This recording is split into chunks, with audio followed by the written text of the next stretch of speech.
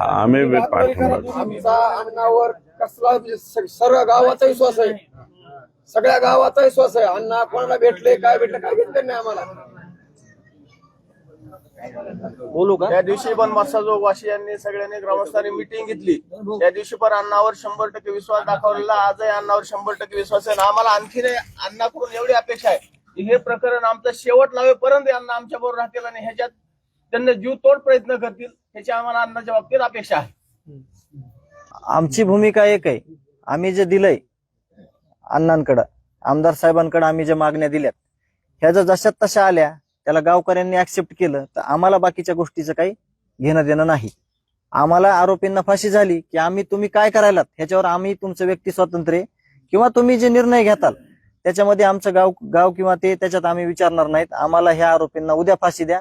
आमचा बाकीच्या म्हणजे चर्चा करण्याची किंवा त्याच्यावर आमच्या मिटिंग घ्यायची आमची गरजच नाही.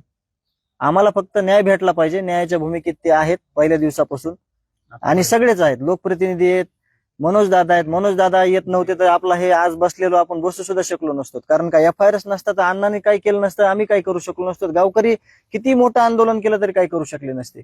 हे पहा, सुरुवातीला देशमुख कुटुंबीय आणि मसा जोकर, मला वाटतं मीडियाने आता पाहिलं की संपूर्ण ग्रामस्थांनी वर हात करून या ठिकाणी माझ्यावरती विश्वास व्यक्त केलेला आहे.